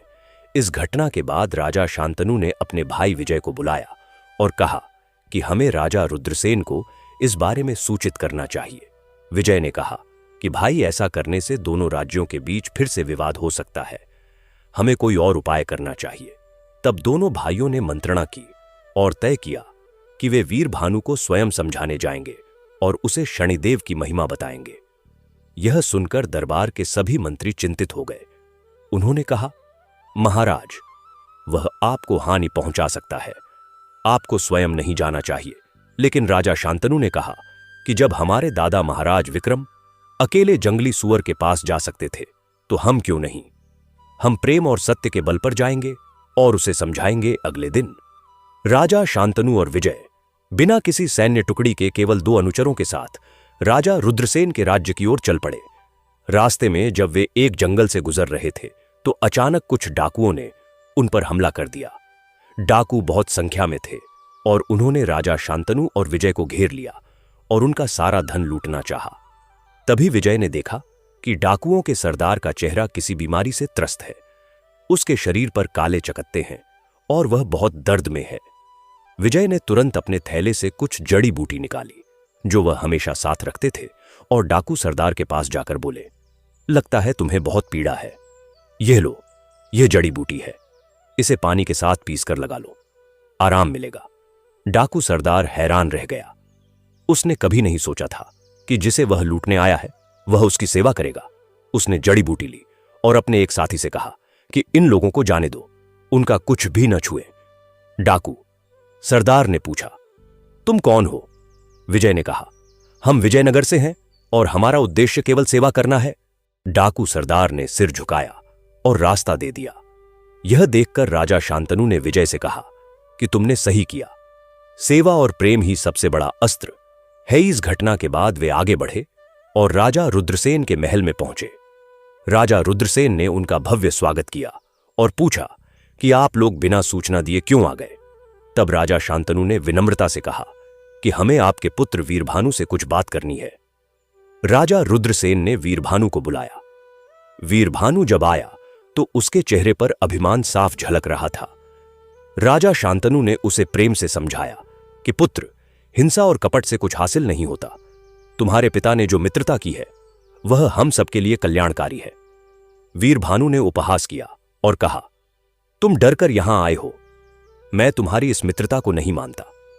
तभी विजय ने आगे बढ़कर कहा, वीरभानु, तुम्हारे मन में जो अशांति है वह तुम्हारे अहंकार के कारण है। हम तुम्हें दंड देने नहीं बल्कि तुम्हें समझाने आए हैं। वीरभानु ने कहा, मुझे किसी की सलाह की आवश्यकता नहीं है, और वह वहां से चला गया। राजा रुद्रसेन ने खेद व्यक्त किया, लेकिन राजा शांतनु ने कहा, कोई बात नहीं, समय सब समझा देता है, हम चलते हैं। लेकिन भक्तों, यहीं पर चमत्कार हुआ। जब राजा शांतनु और विजय वापस जाने लगे तो अचानक आकाश में काले बादल छा गए और भयंकर आंधी आनी शुरू हो गई। इतनी तेज आंधी कि पेड़ उखड़ने लगे। राजा रुद्रसेन ने कहा कि आप लोग कल प्रस्थान करना, लेकिन राजा शांतनु ने कहा, नहीं, हमें अभी जाना है, हमारी प्रजा हमारी प्रतीक्षा कर रही होगी। वे आंधी में ही अपने घोड़ों पर सवार होकर चल पड़े। रास्ते में आंधी इतनी तेज हो गई कि उन्हें एक गुफा में शरण लेनी पड़ी। गुफा के अंदर उन्होंने देखा कि वहां एक बूढ़ा साधु धूनी रमाए बैठा है। साधु ने उन्हें देखकर कहा, आओ बेटा, आओ, मैं तुम्हारी प्रतीक्षा कर रहा था। राजा शांतनु चकित रह गए। उन्होंने पूछा, महात्मन, आप हमारी प्रतीक्षा क्यों कर रहे थे? साधु ने कहा, क्योंकि तुम सच्चे भक्त हो और तुम पर शनिदेव की विशेष कृपा है। मैं तुम्हें एक मंत्र दूंगा जिससे तुम वीरभानु के हृदय को परिवर्तित कर सकोगे। साधु ने उन्हें एक विशेष शनि मंत्र दिया और कहा कि इस मंत्र का जाप करके तुम जल पर छिड़काव करना और वह जल जिसे भी लगेगा उसके हृदय में शांति आएगी। साधु ने यह भी कहा कि मैं उसी जंगल का रहने वाला हूं जहां तुम्हारे दादा महाराज विक्रम ने तपस्या की थी। मैंने उन्हें भी दर्शन दिए थे।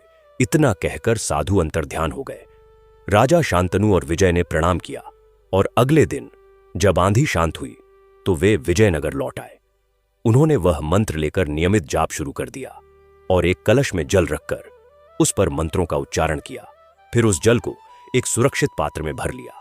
कुछ दिनों बाद राजा रुद्रसेन का एक संदेश आया कि वीरभानु गंभीर रूप से बीमार है और कोई इलाज काम नहीं कर रहा।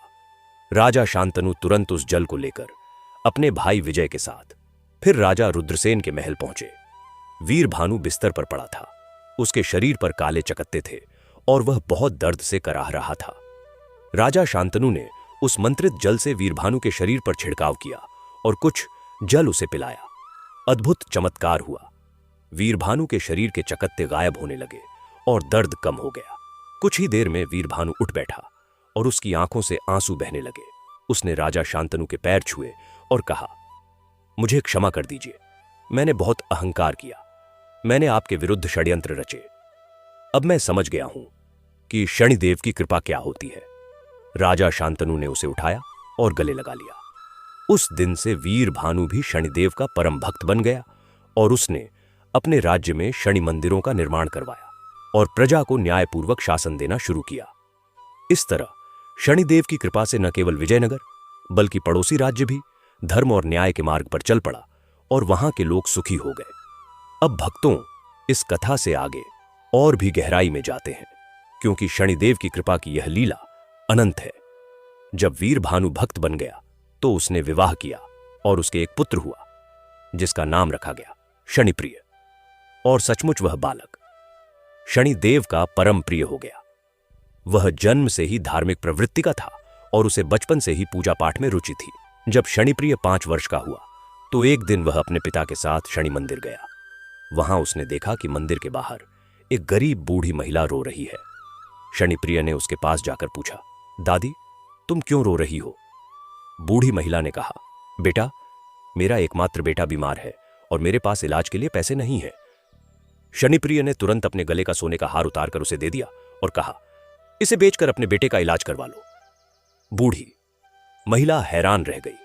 उसने कहा, तुम इतने छोटे बच्चे हो और इतने दयालु। शनिप्रिय ने कहा, मेरे पिता ने सिखाया है कि देना ही सबसे बड़ा धर्म है। यह बात जब वीरभानु ने सुनी तो उसे अपने बेटे पर गर्व हुआ और उसने उस बूढ़ी महिला को और भी सहायता दी। शनिप्रिय बड़ा होता गया और उसकी भक्ति और सेवा भावना बढ़ती गई। जब वह 12 वर्ष का हुआ तो उसने एक बार एक यज्ञ का आयोजन किया और उसमें हजारों गरीबों को भोजन कराया। उसकी ख्याति दूर दूर तक फैल गई। एक बार विजयनगर में भीषण अकाल पड़ा। बारिश नहीं हुई और फसलें सूख गईं। राजा शांतनु और विजय चिंतित हो गए। उन्होंने सभी संभव उपाय किए लेकिन वर्षा नहीं हुई। तब शनिप्रिय ने अपने पिता से कहा कि मुझे विजयनगर जाना है, मैं वहां जाकर शनिदेव की विशेष पूजा करूंगा। वीरभानु ने अनुमति दे दी। शनिप्रिय विजयनगर पहुंचा और राजा शांतनु से मिला। राजा शांतनु ने उसे पुत्र की तरह स्नेह दिया। शनिप्रिय ने कहा, महाराज, मैं 12 दिनों तक निर्जला व्रत रखकर शनिदेव की आराधना करूंगा, आप चिंता न करें। राजा शांतनु ने कहा, बेटा, तुम इतने छोटे हो, निर्जला व्रत रखोगे तो तुम्हारे प्राण को खतरा हो सकता है। लेकिन शनिप्रिय ने कहा, महाराज, भक्ति में आयु की कोई सीमा नहीं होती। और उसने व्रत शुरू कर दिया। पहले दिन से ही उसने केवल जल ग्रहण किया और शनि मंदिर में बैठकर घंटों मंत्र जाप करता रहा। दूसरे दिन उसने जल भी त्याग दिया और केवल मंत्र जाप करता रहा। तीसरे दिन, चौथे दिन भी ऐसा ही हुआ। लोग हैरान थे कि एक 12 वर्ष का बालक इतना कठोर तप कैसे कर सकता है। 7वें दिन शनिप्रिय का शरीर दुर्बल हो गया, लेकिन उसके चेहरे पर एक दिव्य तेज था। 8वें दिन उसने मंदिर के बाहर आकर सभी लोगों से कहा कि आप सब मिलकर शनिदेव से प्रार्थना करें कि हे प्रभु, हमारी रक्षा करो, हमारे अज्ञान के कारण हुई भूलों को क्षमा करो। 9वें दिन मंदिर से एक आवाज आई कि शनिप्रिय, तुम्हारी भक्ति से प्रसन्न हूं, मांगो क्या मांगते हो। शनिप्रिय ने कहा, हे प्रभु, मैं कुछ नहीं मांगता, केवल इतना चाहता हूं कि इस राज्य में वर्षा हो और यहां के लोग सुखी रहें। 10वें दिन आकाश में बादल छा गए और गरजने लगे। 11वें दिन मूसलाधार वर्षा हुई, पूरा राज्य हरा भरा हो गया। 12वें दिन शनिप्रिय ने व्रत तोड़ा और सभी ने उसकी जय जयकार की। राजा शांतनु ने उसे गले लगाया और कहा, तुम सचमुच शनिदेव के प्रिय हो।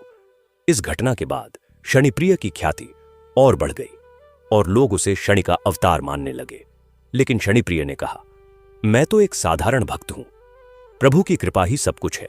जब शनिप्रिय विवाह योग्य हुआ तो उसने कहा कि मैं संन्यास लेना चाहता हूं, लेकिन उसके माता पिता ने कहा कि तुम्हें गृहस्थ धर्म का पालन करना चाहिए। तब शनिप्रिय ने एक शर्त रखी कि मैं उसी कन्या से विवाह करूंगा जो शनिदेव की परम भक्त हो और जिसका हृदय सेवा से भरा हो। उसकी इस शर्त के बाद बहुत सी राजकुमारियों ने विवाह का प्रस्ताव भेजा, लेकिन शनिप्रिय ने सबको यह कहकर अस्वीकार कर दिया कि वे सच्ची भक्त नहीं हैं। अंत में एक गरीब ब्राह्मण की कन्या, जिसका नाम शांति था, वह सच्ची शनि भक्त निकली। उसने भी बचपन से ही कठोर व्रत रखे थे और गरीबों की सेवा की थी। शनिप्रिय ने उसी से विवाह किया और उनका दाम्पत्य जीवन आदर्श बन गया। उनके घर में हमेशा भक्ति और सेवा का वातावरण रहता था। शनिप्रिय और शांति के 3 पुत्र हुए, जिनके नाम थे धर्मरक्षक, न्यायप्रिय और दयालु, और तीनों ने अपने माता पिता के गुणों को आत्मसात किया और बड़े होकर उन्होंने भी शनि भक्ति का प्रचार किया।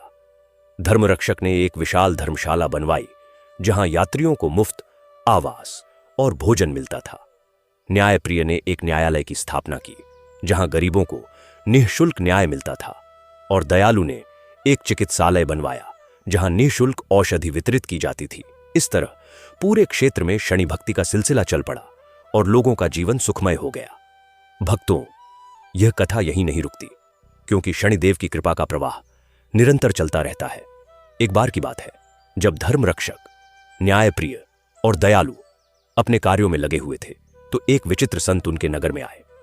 संत का नाम था तपोमय, और वे इतने वर्षों से तपस्या कर रहे थे कि उनका शरीर जर्जर हो गया था, लेकिन उनके नेत्रों में एक अलौकिक तेज था। तपोमय संत सीधे शनिप्रिय के घर पहुंचे और बोले, मैं तुम्हें एक पावन वस्तु देना चाहता हूं। शनिप्रिय ने विनम्रतापूर्वक पूछा, महात्मन, आप कौन हैं और आप मुझे क्या देना चाहते हैं? तपोमय संत ने कहा, मैं वही साधु हूं जिसने तुम्हारे परदादा महाराज विक्रम को दर्शन दिए थे और जिसने तुम्हारे पिता के मित्र राजा शांतनु को मंत्र दिया था। मैं शनिदेव का एक सेवक हूं और मेरी तपस्या अब पूरी हुई है। अब मैं तुम्हें यह शनि यंत्र देता हूं, इसे तुम इस नगर के मंदिर में स्थापित कर देना और इसकी नियमित पूजा करना। इससे इस नगर पर सदैव शनिदेव की कृपा बनी रहेगी और कोई भी विपत्ति यहां नहीं आएगी। इतना कहकर तपोमय संत ने एक दिव्य यंत्र शनिप्रिय को दिया और अंतर्ध्यान हो गए। शनिप्रिय ने उस यंत्र को श्रद्धापूर्वक स्वीकार किया और एक भव्य मंदिर बनवाकर उसमें स्थापित कर दिया। उस यंत्र की स्थापना के दिन एक अद्भुत घटना हुई। आकाश से पुष्प वर्षा हुई और दिव्य गंध फैल गई। उस दिन से उस नगर में किसी प्रकार का दुख नहीं रहा। लोग स्वस्थ, सुखी और समृद्ध रहने लगे और यह खबर दूर दूर तक फैल गई कि जो कोई भी उस शनि यंत्र के दर्शन करता है उसके सारे कष्ट दूर हो जाते हैं। लोग दूर दूर से दर्शन करने आने लगे और मंदिर एक महान तीर्थ स्थल बन गया। भक्तों, इस तरह शनिदेव की कथा अनंत है और इसका प्रभाव भी अनंत है। जो कोई भी इस कथा को श्रद्धा से सुनता है उसके जीवन में सुख समृद्धि आती है और शनिदेव की कृपा उस पर सदैव बनी रहती है। अब मैं आपको इस कथा का एक और पहलू बताता हूं, क्योंकि शनिदेव की लीला अपरंपार है। कुछ वर्षों बाद जब धर्मरक्षक, न्यायप्रिय और दयालु के बच्चे हुए तो उनमें से एक बालक था जिसका नाम था अमित। इस अमित में बचपन से ही एक विशेषता थी। वह जन्म से ही मूक था। वह बोल नहीं सकता था, लेकिन उसकी आंखों में एक अद्भुत चमक थी। वह हमेशा मंदिर में बैठा रहता और शनिदेव की मूर्ति को निहारता रहता। उसके माता पिता बहुत चिंतित थे क्योंकि वह बोल नहीं पाता था, लेकिन उन्होंने उससे प्रेम किया और उसे शनिदेव पर विश्वास करने की शिक्षा दी। एक दिन अमित मंदिर में बैठा हुआ था कि अचानक मंदिर में एक साधु आया। साधु ने अमित को देखा और पूछा, तुम क्यों नहीं बोलते? अमित ने साधु की ओर देखा और मुस्कुरा दिया। साधु ने कहा, तुम्हारी मुस्कान में इतनी शक्ति है कि तुम दुनिया को बदल सकते हो। अमित ने सिर हिलाया। साधु ने उसके सिर पर हाथ रखा और कहा, शनिदेव तुम पर कृपा करें। और उसी क्षण अमित के मुंह से शब्द निकले, एयुएम शम, शनैश्चराय नमः। सभी लोग हैरान रह गए। अमित बोल पा रहा था और उसके पहले शब्द थे शनिदेव का मंत्र। उस दिन से अमित निरंतर मंत्र जाप करने लगा और उसकी वाणी में इतनी मधुरता थी कि लोग उसे सुनने के लिए इकट्ठा हो जाते थे। अमित बड़ा हुआ और एक महान कथावाचक बना। वह शनिदेव की कथाएं सुनाता और लोगों को धर्म का मार्ग दिखाता। उसने पूरे देश में यात्रा की और हर जगह शनि भक्ति का प्रचार किया। उसकी कथाओं से हजारों लोगों ने प्रभावित होकर अपना जीवन बदल लिया और शनिदेव के भक्त बन गए। अमित ने एक बार एक ऐसे गांव में कथा की जहां लोग बहुत गरीब थे और उनका मुख्य व्यवसाय चोरी और डकैती था। अमित ने उन्हें शनिदेव की कथा सुनाई और बताया कि न्याय और सत्य के मार्ग पर चलो तो तुम्हारा कल्याण होगा। गांव वालों ने उसकी बात मानी और उन्होंने चोरी डकैती छोड़कर कृषि और व्यापार शुरू किया और कुछ ही समय में वह गांव समृद्ध हो गया। इस तरह अमित ने अपने वचनों से समाज को बदलने का कार्य किया और शनिदेव की कृपा उस पर सदैव बनी रही। भक्तों, यह कथा और भी आगे बढ़ती है क्योंकि अमित के पुत्र हुए और उनके पुत्र हुए और यह सिलसिला चलता रहा और शनि भक्ति की यह परंपरा निरंतर चलती रही। सैकड़ों वर्षों तक विजयनगर और आसपास के राज्य शनि भक्ति के केंद्र बने रहे और लोग सुखी रहे। लेकिन भक्तों, समय के साथ सब कुछ बदलता है। कई पीढ़ियों बाद जब शनि भक्ति की यह परंपरा चल रही थी तो एक बार फिर से एक चुनौती आई। एक विदेशी आक्रमणकारी ने इस क्षेत्र पर आक्रमण कर दिया। वह आक्रमणकारी बहुत क्रूर था और उसने मंदिरों को तोड़ना शुरू कर दिया। जब उसने शनि मंदिर के बारे में सुना तो वह सीधे मंदिर की ओर बढ़ा। उस समय मंदिर के मुख्य पुजारी थे शांति के वंशज, जिनका नाम था वीरभक्त। वीरभक्त ने जब सुना कि आक्रमणकारी मंदिर तोड़ने आ रहा है तो उन्होंने मंदिर के द्वार पर खड़े होकर प्रार्थना शुरू कर दी। आक्रमणकारी ने उन्हें देखा और कहा, हट जाओ, नहीं तो तुम्हें मार डालूंगा। वीरभक्त ने कहा, तुम मुझे मार सकते हो लेकिन इस मंदिर को नहीं तोड़ सकते, क्योंकि यह मंदिर केवल पत्थरों का नहीं है, यह भक्तों के हृदय में बसा है। आक्रमणकारी ने क्रोध में आकर तलवार उठाई, लेकिन तभी एक अद्भुत घटना हुई। मंदिर से इतना तेज प्रकाश निकला कि आक्रमणकारी और उसके सैनिक अंधे हो गए और वे वहां से भाग खड़े हुए। उस दिन के बाद किसी ने भी मंदिर को हानि पहुंचाने का साहस नहीं किया और मंदिर आज तक सुरक्षित है। भक्तों, यह है शनिदेव की महिमा। जो उनकी शरण में आता है उसकी रक्षा अवश्य होती है। अब मैं आपको इस कथा का सबसे गहरा रहस्य बताता हूं, क्योंकि शनिदेव न्याय के देवता हैं और उनका न्याय सर्वोपरि है। एक बार उसी क्षेत्र में एक ऐसा व्यक्ति हुआ जिसका नाम था दुराचारी। वह बहुत धनवान था लेकिन बहुत ही क्रूर और पापी। वह गरीबों का शोषण करता, उन पर अत्याचार करता और उसे किसी की परवाह नहीं थी। लोग उससे डरते थे। एक दिन दुराचारी ने सुना कि शनि मंदिर में एक यंत्र है जिसकी पूजा करने से धन की प्राप्ति होती है। उसने सोचा कि मैं भी वहां जाकर पूजा करूंगा और भी धनवान बनूंगा। वह मंदिर गया और उसने पुजारी से कहा कि मैं एक विशेष पूजा करवाना चाहता हूं। पुजारी ने कहा, पहले तुम अपने पापों का प्रायश्चित करो, तभी पूजा फलदायी होगी।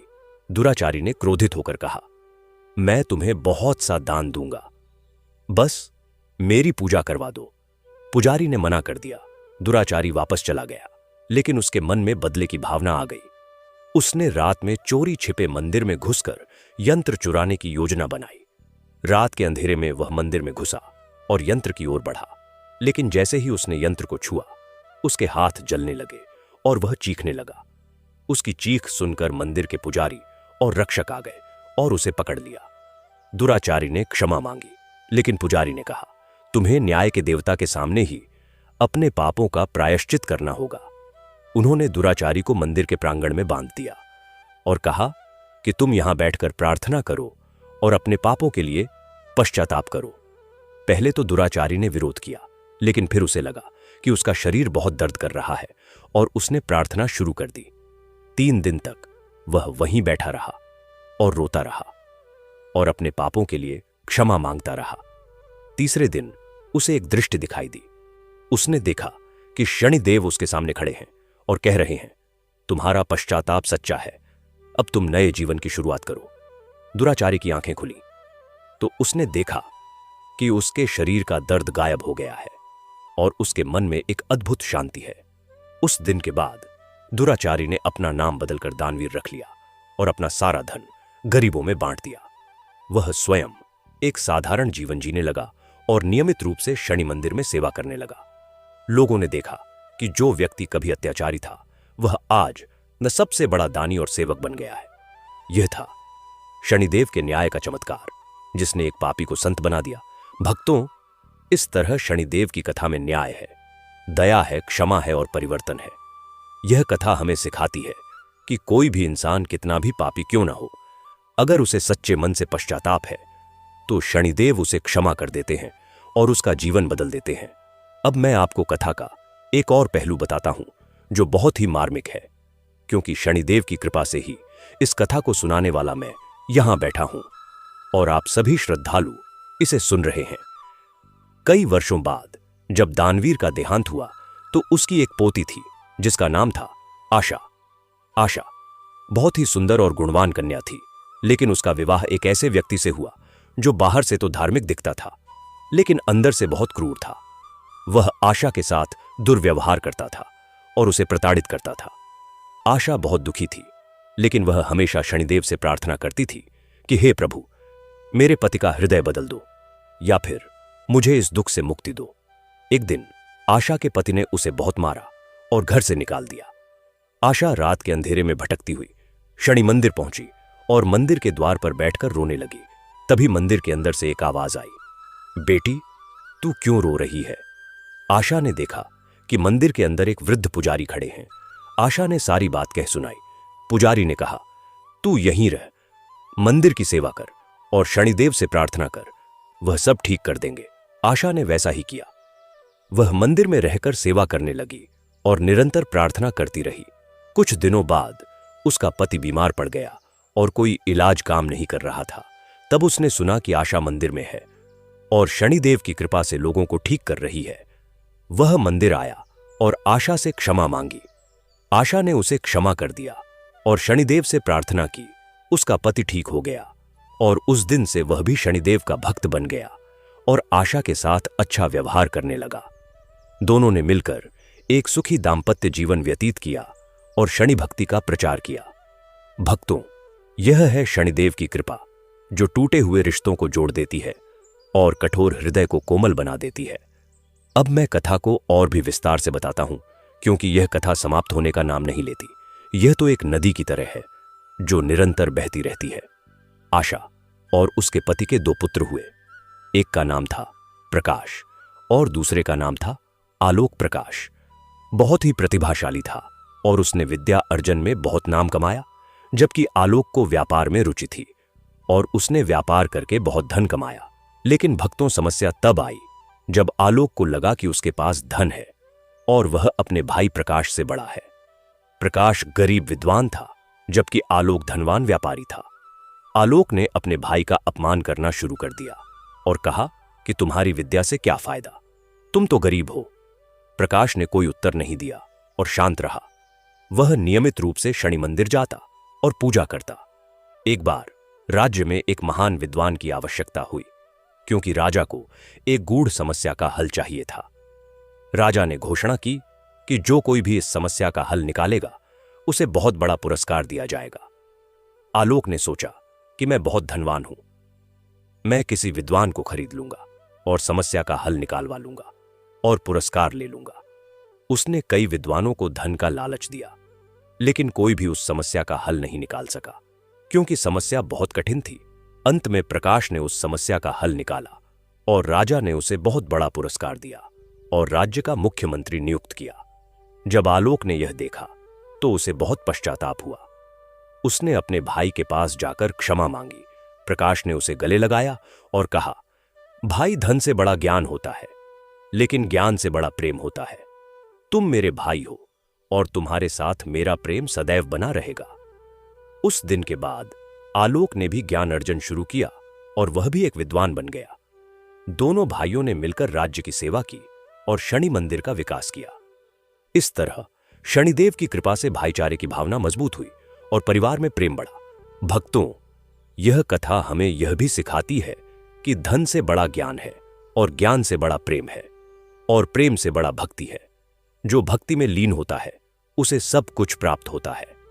अब मैं कथा को और भी गहराई में ले जाता हूं, क्योंकि प्रकाश और आलोक के बच्चे हुए और उनके बच्चों के बच्चे हुए और यह सिलसिला चलता रहा और शनि भक्ति का दीपक निरंतर जलता रहा।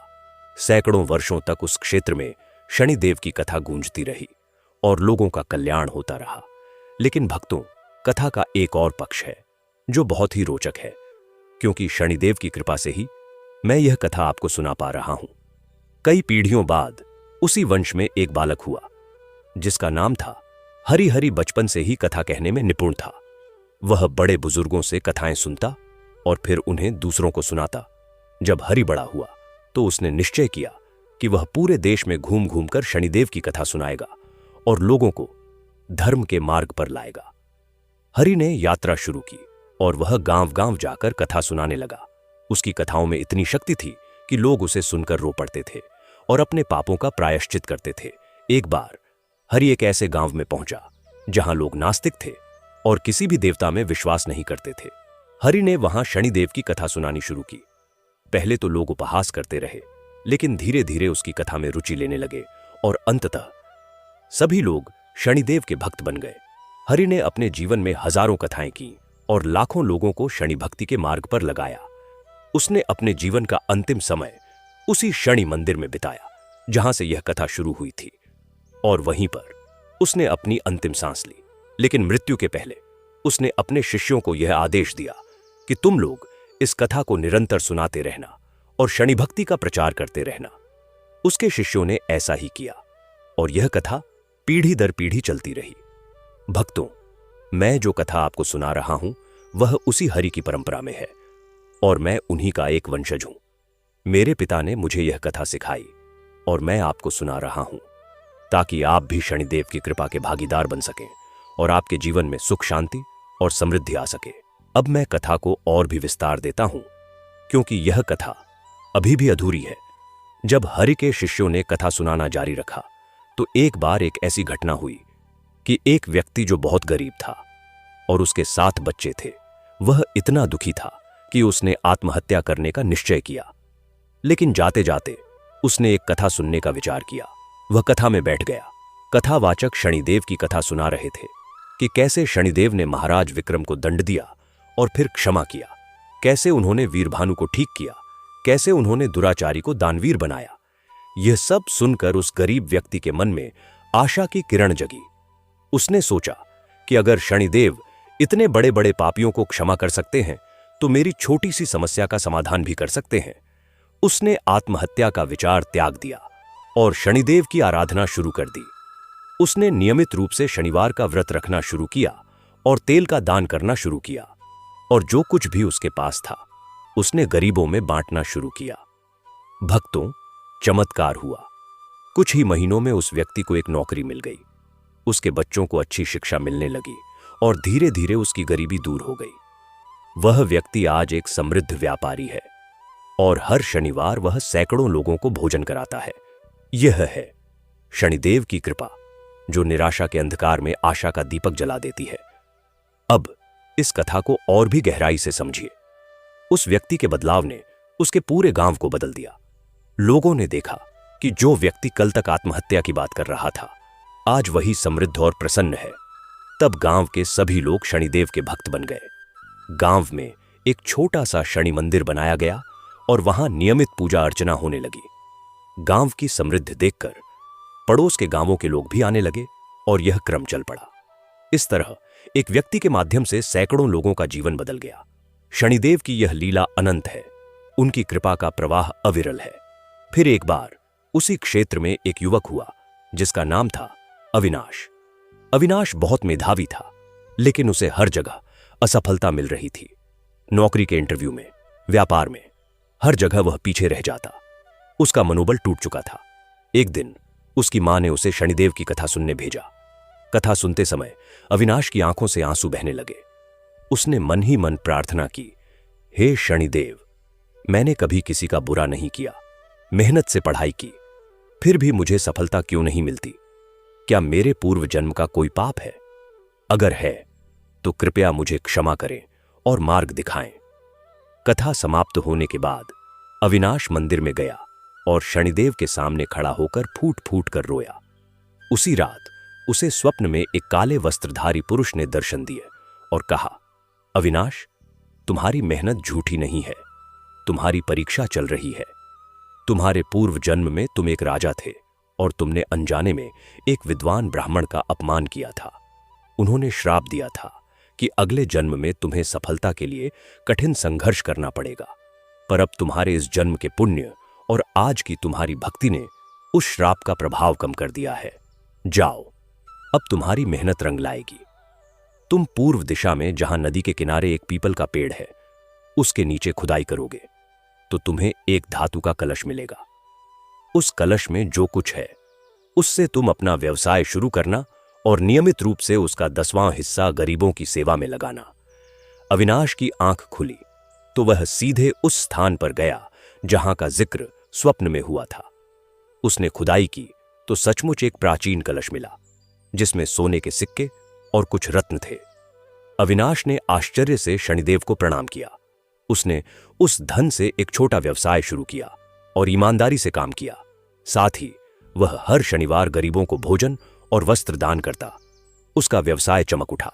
वह एक सफल व्यापारी बन गया, लेकिन उसने कभी अहंकार नहीं किया। हर सफलता का श्रेय वह शनिदेव को देता और औरों की मदद करता रहता। अविनाश ने एक बड़ा शनि मंदिर भी बनवाया और वहां निःशुल्क भोजनालय चलाया। उसकी कहानी ने औरों को भी प्रेरणा दी। भक्तों, यह कथा हमें सिखाती है कि हमारे जीवन में आने वाली बाधाएं, असफलताएं, ये सब हमारे पूर्व कर्मों का फल हो सकती हैं, लेकिन शनिदेव की सच्ची भक्ति और वर्तमान में किए गए सत्कर्म उन कठिनाइयों के प्रभाव को कम कर सकते हैं, हमारा मार्ग प्रशस्त कर सकते हैं। शनिदेव न्यायाधीश हैं। वे केवल दंड नहीं देते बल्कि सही मार्गदर्शन भी करते हैं। उन्हें प्रसन्न करने का सबसे सरल उपाय है ईमानदारी, कड़ी मेहनत, दया और नियमित दान। अब इसी कड़ी में आगे बढ़ते हैं। अविनाश के पुत्र का नाम था ध्रुव। ध्रुव बचपन से ही बहुत तेज था, लेकिन उसे राजनीति में रुचि थी। जब वह बड़ा हुआ तो उसने राजनीति में प्रवेश किया। शुरू में तो उसने ईमानदारी से काम किया, लेकिन धीरे धीरे सत्ता के नशे और चापलूसों के बीच वह भ्रष्टाचार की ओर बढ़ने लगा। उसने गरीबों के लिए बनने वाली योजनाओं के पैसे हड़पने शुरू कर दिए। उसके पिता अविनाश ने उसे बहुत समझाया, लेकिन ध्रुव नहीं माना। एक दिन अविनाश ने कहा, बेटा, जिस शनिदेव की कृपा से हमें यह समृद्धि मिली, तुम उनके न्याय को चुनौती दे रहे हो, सावधान हो जाओ। लेकिन ध्रुव हंसा और बोला, पिताजी, युग बदल गया है, अब देवताओं का जमाना नहीं रहा। उसी रात ध्रुव को एक भयानक सपना आया। उसने देखा कि एक विशाल काले रंग का पुरुष, जिसके हाथ में गदा है, उसके सामने खड़ा है और उसकी लाल आंखें उसे जलाने लगी हैं। वह पुरुष बोला, ध्रुव, तेरे पिता ने जो धन ईमानदारी से कमाया और दान दिया, उसकी बदौलत तू आज यहां तक पहुंचा है, लेकिन तूने उस धन का दुरुपयोग किया है, गरीबों का हक मारा है। अगर तूने अपना रास्ता नहीं बदला तो मैं तेरे सारे ऐश्वर्य, तेरी सत्ता, तेरी प्रतिष्ठा सब धूल में मिला दूंगा। तेरे पास 7 दिन है। ध्रुव की नींद टूट गई। वह जागा तो उसका शरीर पसीने से तर और कांप रहा था। सपना इतना स्पष्ट और भयानक था कि उसे विश्वास हो गया कि यह कोई साधारण स्वप्न नहीं है। अगले दिन से ही उसके साथ अजीब घटनाएं होने लगीं। उसका सबसे विश्वासपात्र सहायक अचानक बीमार पड़ गया। उस पर भ्रष्टाचार के गंभीर आरोप लगे और मीडिया में उसकी खबरें छपने लगीं। उसकी पार्टी के लोग उसे टालने लगे। 7 दिन के अंदर ही उसकी स्थिति डावांडोल हो गई। 6ठे दिन वह तनाव से इतना बीमार पड़ गया कि अस्पताल में भर्ती होना पड़ा। डॉक्टरों ने कहा कि यह सब मानसिक तनाव का परिणाम है। अस्पताल के बिस्तर पर लेटे लेटे ध्रुव को अपने पिता की बात याद आई। उसे अपनी गलती का एहसास हुआ। उसने रोते हुए अपने पिता को फोन किया और सब कुछ कह सुनाया। अविनाश तुरंत अस्पताल आए और उन्होंने कहा, चलो सीधे शनि मंदिर चलते हैं। ध्रुव को व्हीलचेयर पर बिठाकर उसे मंदिर ले गए। वहां ध्रुव ने शनिदेव के चरणों में गिरकर क्षमा मांगी और प्रतिज्ञा की कि वह अपना सारा काला धन वापस लौटाएगा और आजीवन गरीबों की सेवा करेगा। उसने उसी समय अपने बैंक के गुप्त खातों का विवरण और जमा धन एक ट्रस्ट के हवाले करने की घोषणा कर दी, जो गरीब बच्चों की शिक्षा पर खर्च होगा। भक्तों, चमत्कार फिर हुआ। अगले ही दिन ध्रुव का स्वास्थ्य सुधरने लगा। आरोपों की जांच में वह निर्दोष साबित नहीं हुआ, लेकिन उसके पश्चाताप और प्रायश्चित को देखते हुए और उसके द्वारा धन वापस किए जाने के कारण उसे कुछ सामाजिक सेवा का दंड दिया गया। उसकी सत्ता तो गई, लेकिन उसका सम्मान बढ़ गया।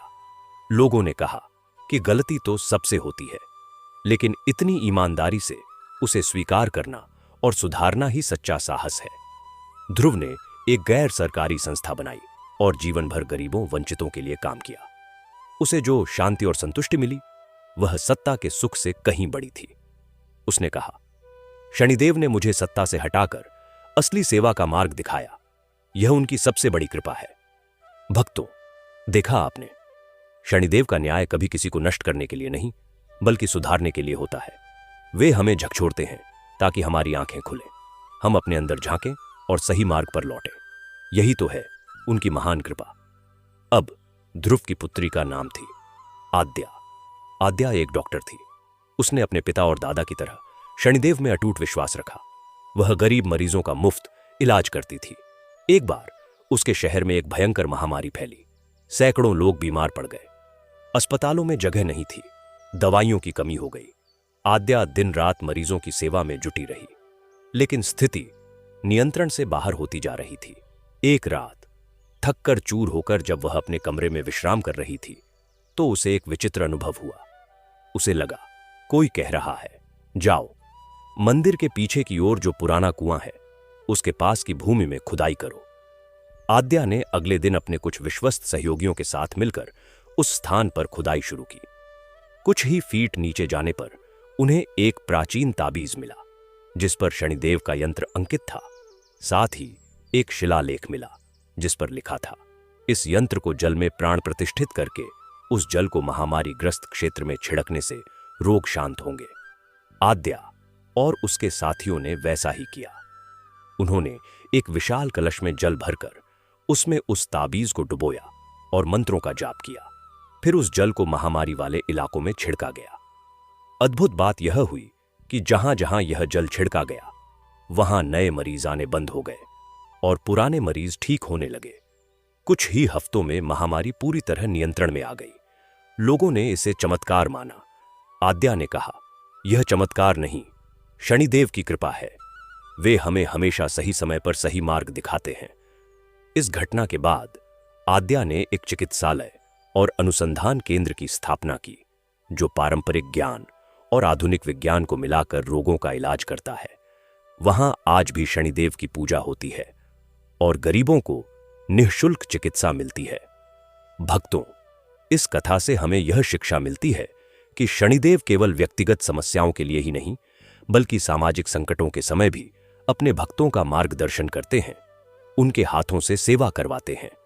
उनकी कृपा से न केवल व्यक्ति का, बल्कि समाज का कल्याण होता है। यह कथा यहीं नहीं रुकती। आद्या के पुत्र आर्यन एक वैज्ञानिक बने। उन्होंने पर्यावरण संरक्षण पर काम किया। एक बार उनके शोध से पता चला कि उनके क्षेत्र में जल स्तर बहुत नीचे जा रहा है और एक भयंकर जल संकट की आशंका है। उन्होंने सरकार और लोगों को चेताया, लेकिन किसी ने गंभीरता नहीं ली। आर्यन बहुत चिंतित थे। तब उनकी मां आद्या ने कहा, बेटा, शनिदेव प्रकृति के भी संरक्षक हैं, उनसे प्रार्थना करो। आर्यन, जो एक वैज्ञानिक होने के नाते आस्था पर कम, तथ्यों पर ज्यादा विश्वास करता था, लेकिन मां के कहने पर उसने शनिवार का व्रत रखा और शनिदेव से प्रार्थना की कि कोई समाधान दिखाएं। उसी रात उसे एक सपना आया, जिसमें उसे दिखाया गया कि प्राचीन काल में उस क्षेत्र में एक जल प्रबंधन की अद्भुत प्रणाली थी, जिसमें छोटे छोटे तालाब और भूमिगत जलमार्ग बनाए गए थे। यह प्रणाली समय के साथ धरती के नीचे दब गई थी। सपने में उसे उस प्रणाली का नक्शा भी दिखाई दिया। आर्यन ने उठते ही उस नक्शे को कागज पर उतार लिया। फिर उसने अपनी टीम के साथ मिलकर भूवैज्ञानिक सर्वेक्षण किया तो पता चला कि वास्तव में धरती के नीचे वैसी ही एक प्राचीन जल प्रणाली मौजूद है। उस प्रणाली की मरम्मत और पुनरुद्धार का काम शुरू हुआ। कुछ ही महीनों में वर्षा का पानी उन प्राचीन तालाबों और मार्गों में इकट्ठा होने लगा और क्षेत्र का जल स्तर बढ़ गया। जल संकट टल गया। आर्यन ने कहा, विज्ञान और आस्था परस्पर विरोधी नहीं है।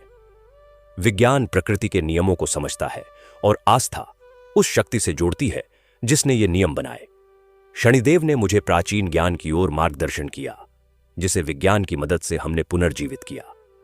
इस तरह शनिदेव की कृपा ने एक वैज्ञानिक के हाथों से पूरे समाज को जलदान दिया। भक्तों, यह कथा अनंत काल तक चलती रहेगी, क्योंकि जब जब धरती पर धर्म का ह्रास होता है, जब अहंकार बढ़ता है, जब न्याय का पलड़ा डगमगाता है, तब तब शनिदेव अपने भक्तों के माध्यम से, चमत्कारों के माध्यम से हमें स्मरण कराते हैं कि न्याय सर्वोपरि है। उनकी दृष्टि सब पर है।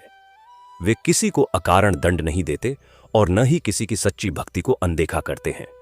इसीलिए हे भक्तों, आप सब भी अपने जीवन में शनिदेव को स्थान दीजिए। उनके न्याय से डरिए मत, बल्कि उनकी कृपा पाने का प्रयास कीजिए। नियमित रूप से एवं शम शनैश्चराय नमः मंत्र का जाप कीजिए। शनिवार के दिन उपवास रखिए। काले तिल, उड़द की दाल, तेल का दान कीजिए। गरीबों, पशु पक्षियों को भोजन कराइए। सबसे बढ़कर ईमानदारी और न्याय के मार्ग पर चलिए। आप देखेंगे, शनिदेव की कृपा से आपके जीवन की हर बाधा दूर हो जाएगी, हर संकट टल जाएगा और आपके जीवन में असीम शांति और समृद्धि आएगी। यह कथा, यह सिलसिला, यह परंपरा निरंतर चलती रहेगी जब तक सूरज चांद रहेगा, जब तक इस धरती पर जीवन है, क्योंकि शनिदेव की कृपा और उनका न्याय यही तो है संसार का आधार। युम शम शनैश्चराय नमः। शनैश्चर सदा सहाय।